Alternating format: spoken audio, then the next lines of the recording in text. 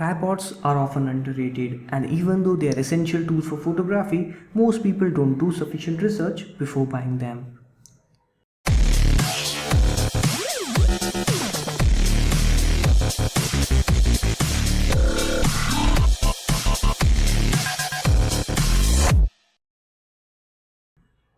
Hi there, I am Renan, and in this video we will compare two popular tripods, that is Sony Vct-r100 and Photron Steady Pro 430.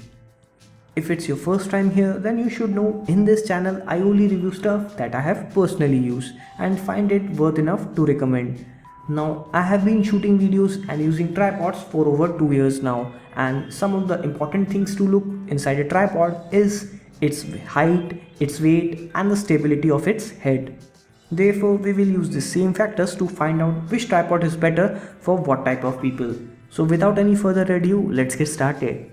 Start with the packaging. On the first look, both tripods have similar carry bag. However, Sony tripod comes with a decent looking carry bag, and it is also made with a better material, and the strap that comes with it make it easy to carry it on the shoulder.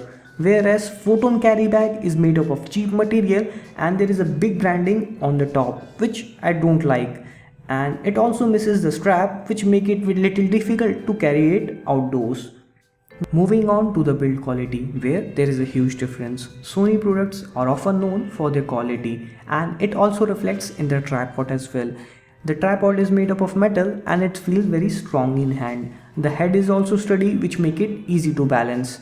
But the quality has its price, and if you look in the market, you will notice most of the Sony cameras are 20 to 30% expensive than the rival ones, and this particular one cost me around 1500 INR, which is roughly equal to $25.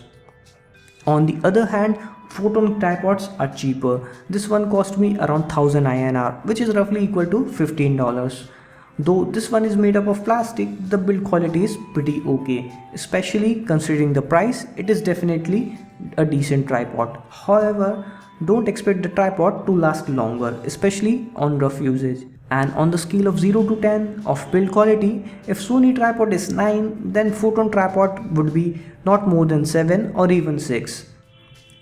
Another great difference comes in their height. Now height is a real issue with Sony tripod, as it is quite small and measure only around 3.5 feet, whereas the Photon tripod is decent 5 feet tall.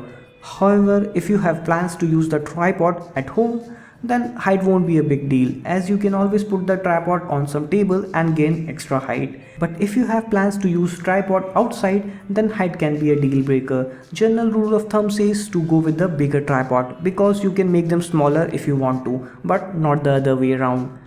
Another place where Photon tripod outperforms Sony ones is in extra features, and there are some that are worth mentioning. For instance, it has a foam padding that gives you firm grip, and it also comes handy in situation when you're shooting outdoors in extremely cold or hot condition, when it is not very comfortable to hold the metal body.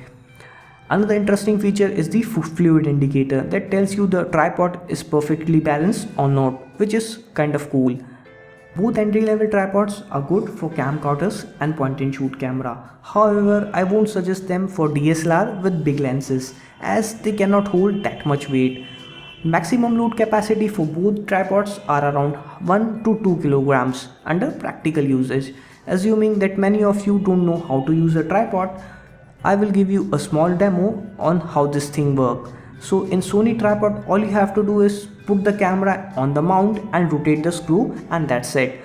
Once the connection is right and tight, you can use the pan handle to rotate the camera in all the directions you want. The Photon tripods are slightly different, as it has a removable plate similar to the premium tripods. So use this latch and the plate will pop out.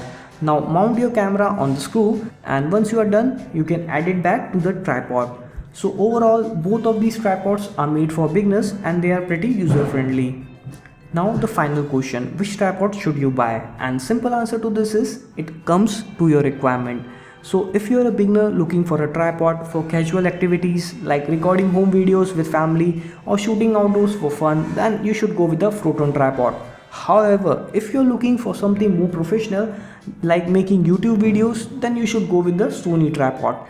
It will definitely last longer, but its height can be a real issue sometimes. So in that case, you may want to opt for the bigger brother. My personal advice would be, if you're serious into something, then always buy the best product that money can buy and don't settle for the okay kind of products. That being said, I will also leave my affiliate links in the description of this video. So if you find this video helpful and want to give some value back, then use those links to buy these products and I will get a small amount of commission for that. But if you don't want to use those links, then it's still cool. You can always give this video a thumbs up as a complimentary. And if you want to see more of me, then check out my main channel that goes by the name Mrinal Shah. And this is all for now. Thanks for watching.